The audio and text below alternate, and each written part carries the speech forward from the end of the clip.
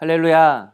오늘 또 주 안에서 반드시 변화된다 라는 이 믿음으로 하나님을 신뢰하면서 한 주간을 사신 우리 성도님 되시길 소망하면서 5월 24일 월요일 하루 30분 예배를 하나님께 함께 드리겠습니다. 오늘 묵상할 말씀은 출애굽기 21장 12절에서 26절까지의 말씀입니다. 제가 하나님 말씀 받겠습니다. 누구든 사람을 쳐 죽이는 사람은 반드시 죽여야 한다. 다만 의도적으로 일부러 죽인 것이 아니고 하나님께서 그의 손에 넘겨주신 일이면 그는 내가 정해놓은 곳으로 도망치게 해야 한다. 그러나 치밀한 계획하에 죽인 것이면 그를 내 제단에서 끌어내어 죽여야 한다. 누구든 자기 부모를 공격하는 사람은 반드시 죽여야 한다. 누구든 남을 유괴해 팔거나 계속 데리고 있거나 하는 사람은 반드시 죽여야 한다. 누구든 자기 부모를 저주하는 사람은 반드시 죽여야 한다. 싸우다가 돌이나 주먹으로 쳤는데 상대방이 죽지 않고 두렵 눕게 됐다가 다시 일어나 지팡이를 짚고 다니게 되면 친 사람이 책임질 필요는 없지만 다친 사람의 시간에 대해 손해를 보상하고 그를 완전히 낫게 해야 한다. 어떤 사람이 자기 남종이나 여종을 막대기로 때려 죽이면 벌을 받아야 한다. 그러나 그 종이 하루 이틀 뒤에 일어나면 벌받지 않을 것이다. 종은 자기 재산이기 때문이다. 사람들이 싸우다가 아이벤 여자를 다치게 해서 낙태를 했으나 그 여자가 다치지 않았다면 가해자는 그 여자의 남편이 정한 대로 벌을 받아야 한다. 그리고 또한 재판관들이 결정한 값을 지불해야 한다. 그런데 여자가 다치게 되면 목숨에는 목숨으로, 눈에는 눈으로, 이에는 이로, 손에는 손으로, 발에는 발로, 화상에는 화상으로, 상처에는 상처로, 채찍질에는 채찍질로 갚아주어라. 남종이나 여종의 눈을 쳐서 실명하게 되면 그 눈에 대한 보상으로 종을 놓아주어야 한다. 또 남종이나 여종의 이를 부러뜨리면 이에 대한 보상으로 종을 놓아주어야 한다. 아멘. 하나님께서는 애굽에 노예되었던 이스라엘 백성들을 출애굽시켜 주었습니다.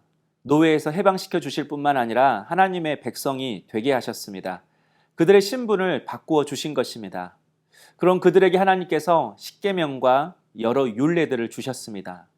바로 하나님의 자녀가 되었다면 그 신분에 걸맞는 삶을 살라고 요구하신 것입니다.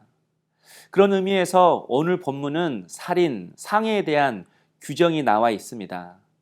그런데 누군가를 살인하거나 상해를 입혔을 때 형벌을 부과하는 원칙이 있었습니다.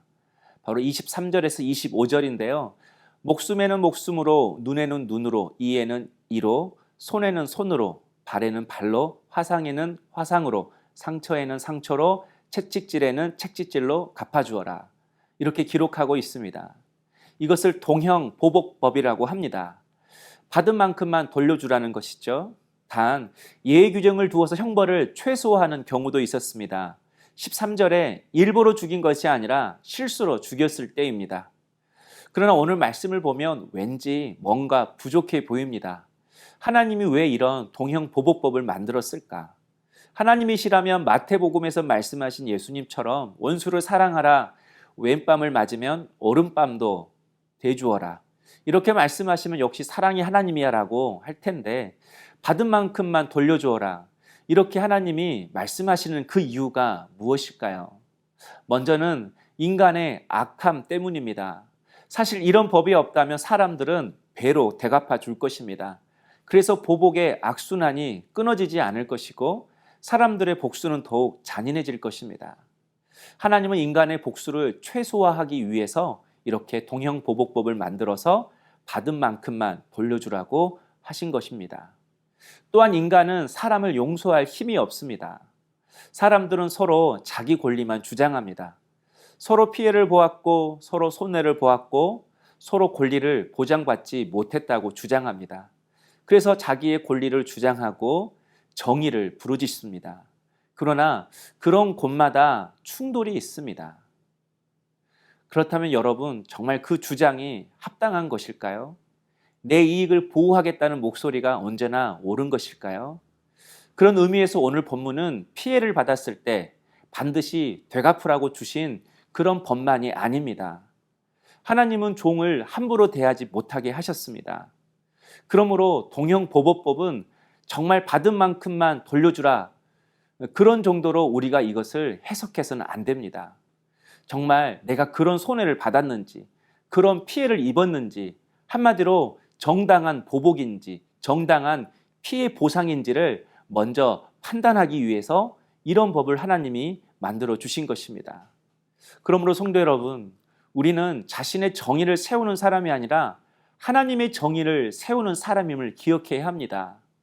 지나치게 복수하지 않기 위해 이 법을 만든 것이라면 하나님의 속마음은 오히려 우리가 용서함으로 하나님의 정의를 세우며 살기를 원하실 것입니다. 그래서 예수님이 산상수훈을 통하여 하나님의 속마음을 말씀하셨습니다. 눈은 눈으로 하지 말고 오히려 원수를 사랑하라고 예수님을 통해 말씀해 주신 것입니다. 지금 우리가 살고 있는 시대는 출애굽기 21장의 시대와 전혀 다른 시대를 살고 있습니다. 이 말은 문화가 달라졌다, 그런 의미가 아닙니다. 우리는 똑같이 악하고 연약합니다. 그러나 우리 마음의 상태가 달라졌다는 것입니다. 바로 우리 안에 성령님이 오신 것입니다. 내 안에 오신 성령 하나님이 우리를 얼마나 사랑하시는지 그 하나님의 사랑을 깨닫게 하십니다. 그래서 죽어 마땅한 죄인이 지금 이 하나님의 은혜를 받고 살아가고 있음을 알게 하시는 것입니다. 그러기에 우리가 어떻게 다른 사람을 정죄하고 판단할 수 있겠습니까? 또한 성령님은 우리에게 능력을 주시는 분이십니다. 사랑할 능력, 용서할 능력, 인내할 능력을 주십니다. 우리는 예수님이 우리를 위해 어떻게 죽으신 줄 다 아는 사람들입니다. 십자가 위에서 자신의 겉옷까지 내어주신 분이십니다. 그 겉옷으로 우리의 모든 죄와 허물을 덮어주셨습니다. 그러므로 세상의 기준대로 판단하고 평가하는 것이 아니라 예수 그리스도의 그 은혜와 그 하나님의 사랑을 아는 우리 성도들은 예수님의 기준으로, 사랑의 기준으로, 은혜의 기준으로 살아가는 성도가 되기를 하나님은 원하시는 것입니다. 오늘도 주님의 은혜로 내가 깨끗함을 입었음을 알고 겉옷으로 사람들의 허물을 덮어 주며 사시는 우리 성도님 되시기를 소망합니다. 기도하겠습니다. 사랑의 주님, 오늘 우리가 이 땅을 살아갈 때에 은혜의 기준으로, 하나님 마음의 기준으로 나의 겉옷으로 사람들의 허물을 덮어주며 살아가는 저희들의 삶이 되게 하여 주시옵소서. 한 주간 동안도 성령을 통해 하나님의 사랑 안에 잠기고 그 성령의 능력으로 승리하며 살아가는 주의 종들이 되게 하여 주옵소서. 예수님의 이름으로 기도하옵나이다. 아멘.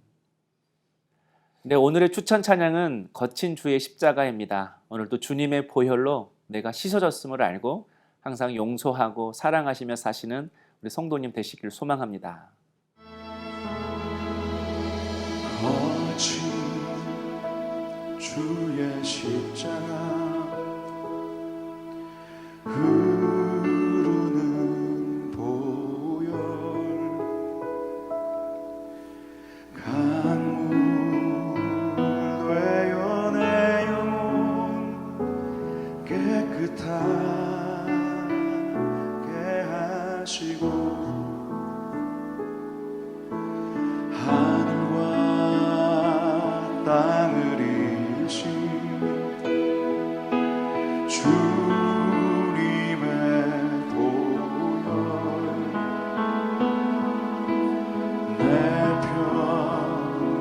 생의 자랑은 주의 십자가로다.